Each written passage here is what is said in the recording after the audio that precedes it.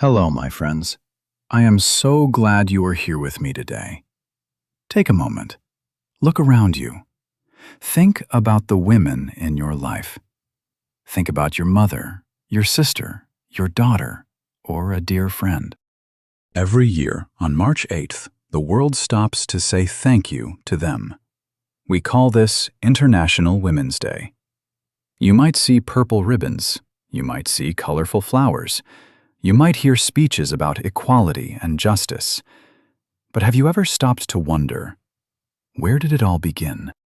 Was it always a day of celebration and flowers? Or was it something different? Today, we are going to travel back in time. We are going to look behind the bright posters and the social media posts. We are going to find the real story. It is a story of great courage. It is a story of women who had very little, but who dreamed of a lot. Imagine a world where you work 12 hours a day, but you cannot vote. Imagine a world where your voice is not heard in the halls of government. How would that feel? Would you stay quiet, or would you stand up and speak? For a long time, women were told to stay quiet. But then, something changed. A spark began to glow in the hearts of women across the ocean. This is not just a history lesson. It is a story about hope. It is about the power of many people joining together to change the world. So sit back. Let's go back, far back. Let's go to a time before the internet, before modern offices, and before the rights we often take for granted today. Are you ready to hear how a few brave voices became a global song? Let's begin our journey into the past.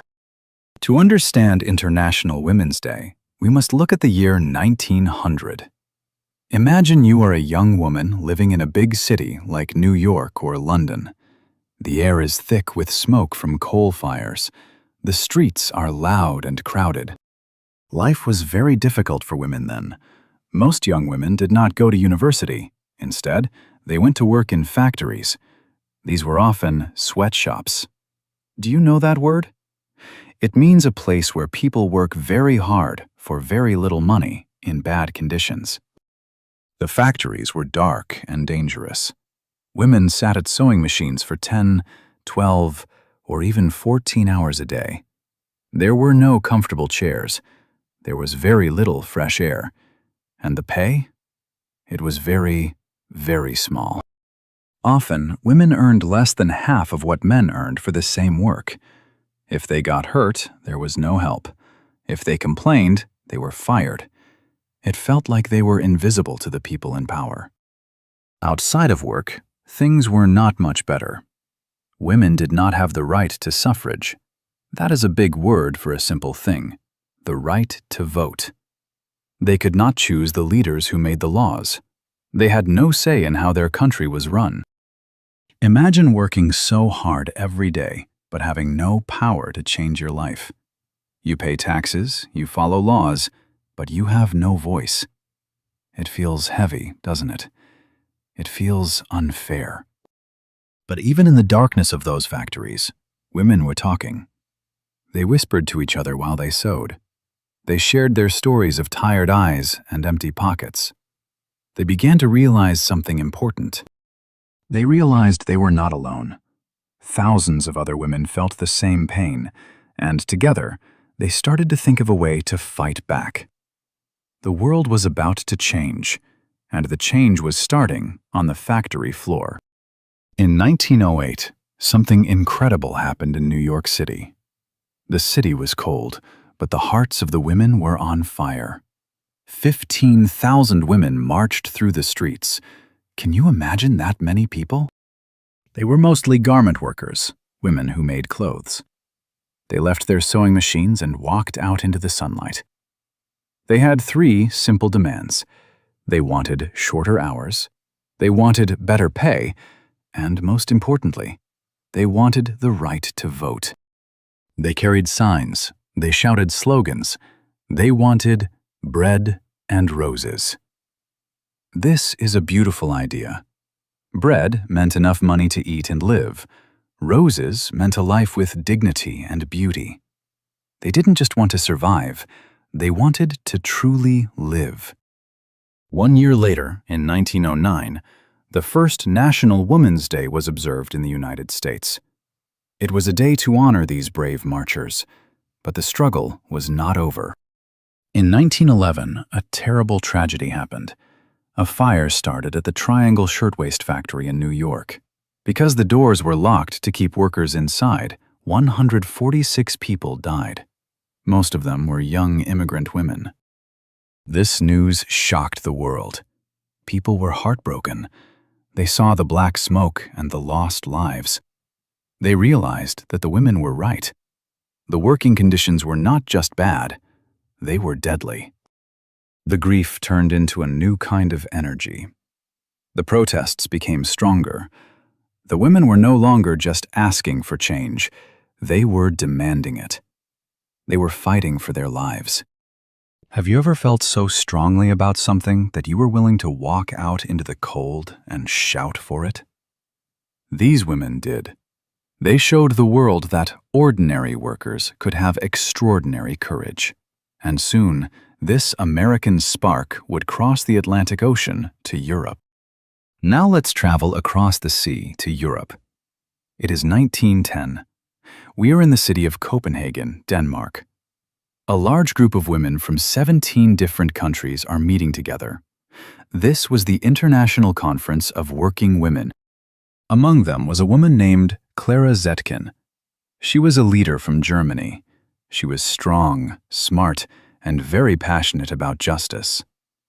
Clara had a radical idea. She didn't want a Women's Day just for one country. She stood up and proposed that every year, in every country, there should be a celebration on the same day. She called it International Women's Day. What was the goal? It wasn't just to have a party. Clara wanted a day to pressure governments. She wanted a day to demand the right to vote and to fight for equality in the workplace. She wanted women in France to feel connected to women in Russia and women in America.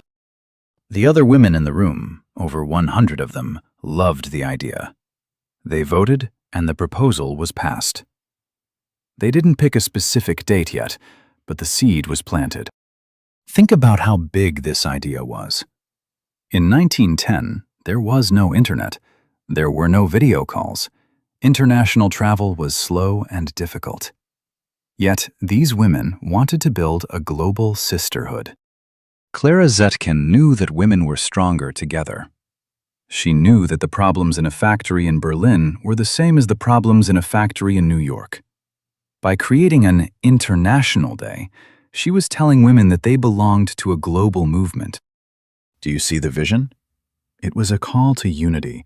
It was a message that said, "Your struggle is my struggle." This idea changed everything.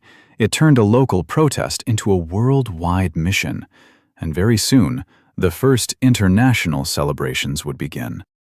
The year 1911 was a very special year. Because of Clara Zetkin's idea, International Women's Day was celebrated for the very first time. It happened on March 19th. In countries like Austria, Denmark, Germany, and Switzerland, something amazing occurred. More than 1 million women and men took to the streets. 1 million! Can you picture the crowds? In those days, 1 million people joining a cause was almost unheard of. They filled the town squares. They stood on wooden crates to give speeches. They wore their best coats and held their heads high. What were they asking for? Their main goal was the right to vote. They also wanted the right to hold public office. They wanted to be the leaders, not just the followers. They campaigned against employment sex discrimination. That is a long phrase, but it means being treated differently at work just because you are a woman. They wanted to be judged by their skills, not their gender. In these early rallies, there was a sense of joy and power.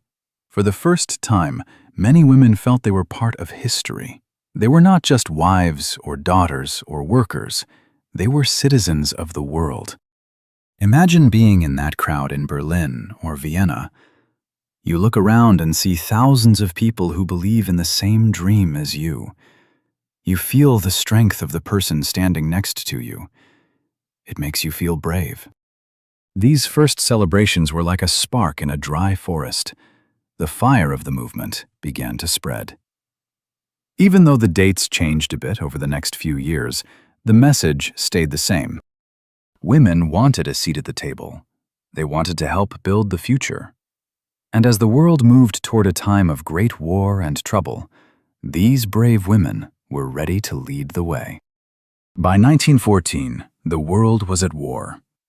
World War I was a dark time for everyone. Men went away to fight, and many did not return. The streets were quiet, and the shops were often empty. But International Women's Day did not stop. In fact, it became a day to protest for peace. Women did not want their sons and husbands to die in a war they did not choose. The most famous International Women's Day happened in Russia in 1917. The date was February 23rd on the old Russian calendar, which is March 8th on the calendar we use today. This is why we celebrate on March 8th now. In Russia, the people were hungry. There was no bread. The women textile workers in Petrograd had had enough. They walked out of their factories and started a massive strike. They shouted for bread and peace. They were tired of the war. They were tired of the starving children. They marched through the snow, calling for the end of the monarchy. Their protest was so powerful that it started a revolution. Just a few days later, the Tsar, the King of Russia, stepped down. The new government gave women the right to vote. This was a massive victory. It showed that women's voices could literally change the government of a giant nation. Think about that for a moment. A group of hungry, tired women started a movement that changed their whole country. They didn't wait for permission. They didn't wait for a leader to tell them what to do. They took action themselves. This is a very important part of the story. International Women's Day isn't just about being nice to women. It is a day born from revolution. It is a day that reminds us that women have the power to change history during the most difficult times. From the snowy streets of Russia, the message of March 8th echoed around the globe. It was no longer just a small dream. It was a global reality. After the Great Wars ended, International Women's Day continued to grow. In many countries, it became a popular holiday. In some places, it was a day for men to give flowers to their wives and mothers. But in other places, it remained a day for political protest. However, for a long time, there was no official global stamp on the day. That changed in 1975. Does that year sound like a long time ago to you? For many people, 1975 was a very exciting year. The United Nations, the UN, is a group where almost every country in the world works together. In 1975, the UN began celebrating International Women's Day on March 8th. 2 years later, in 1977, the UN General Assembly made it official. They invited all countries to proclaim a day for women's rights and international peace. This was a huge turning point. When the UN recognized the day, it became truly global. It wasn't just a socialist holiday or an American protest anymore. It belonged to everyone, from the mountains of Peru to the islands of Japan. The UN brought a new focus to the day. They started to choose a theme every year. One year it might be about education. Another year it might be about ending hunger. They used the day to look at the big problems facing women around the world. Think of it like a giant megaphone. Suddenly, the voices of women were being heard by world leaders every single year. The UN recognition meant that governments had to listen. They had to talk about how they were helping women in their own countries. It also helped people realize that women's rights are human rights. They are not separate. You cannot have a free and fair world if half of the people are not treated equally. By 1975, The small spark from that New York factory had become a bright, official light for the whole world to see, but the journey was still not finished. So here we are in the present day. What does International Women's Day look like now? Over the last century, it has grown from a tiny flickering spark into a massive bonfire that lights up the whole world. You see it everywhere, from the glowing screens of our smartphones to the busy streets of our cities. In some nations, it is a national holiday. It is a beautiful day of flowers and gratitude, a time to pause and say to the women around us, "I see your hard work, and I thank you." However, beneath the colorful flowers and gifts, the spirit of activism still beats like a strong, steady heart. Today, we use this day to talk about modern problems that are still not fair. For example, we discuss the gender pay gap. Have you heard of this? It is the strange reality where a woman might work the same hours and have the same skills as a man, but she still finds less money in her envelope at the end of the month. We use March 8th to ask the world, why is the road still steeper for some than for others? We also celebrate the glass ceiling being shattered. Imagine an invisible ceiling made of glass. You can see the blue sky above, but you cannot reach it. Today, brave women are breaking that glass. They are becoming prime ministers, leading scientific discoveries, and running giant global companies. But IWD is not just for the famous or the powerful. It is for the quiet heroes. The mother working 2 jobs to feed her family.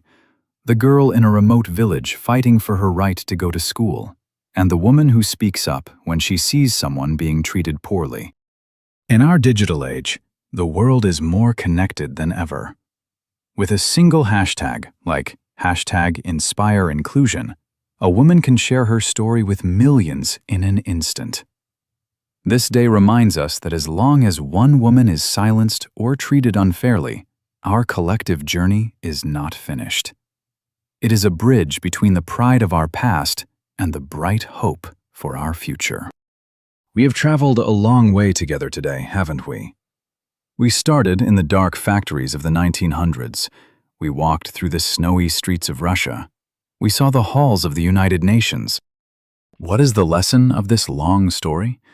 The lesson is that change doesn't happen by magic. It happens because people, just like you and me, decide that things should be better. The women who marched in 1908 didn't know their names would be remembered. They were just tired and brave. They chose to speak when it was dangerous to speak. They chose to hope when things looked hopeless. Now it is our turn. The fight for equality is not a women's issue, it is a human issue. When women are educated, communities are stronger. When women are healthy, families thrive. When women are in leadership, we see new solutions to old problems. So, as we finish our story, I want to ask you a question. What can you do? You don't have to start a revolution. Change can be small. It can be supporting a woman-owned business. It can be teaching your children that boys and girls have the same potential. It can be listening to the stories of the women in your life. International Women's Day is a beautiful reminder. It reminds us that we are all connected. It reminds us that your voice has value. The story of this day is still being written. Every time you stand up for what is fair, you are adding a new sentence to the book. Every time you help a friend, you are making the light a little brighter. Let's look forward with hope. Let's work for a world where every girl can dream big and every woman can live with dignity. The road is long, but we are walking it together. Thank you for listening to this story. Thank you for caring about the journey. May your March 8th and every day be filled with the spirit of bread and roses. Until next time, keep dreaming and keep believing in a better world for everyone.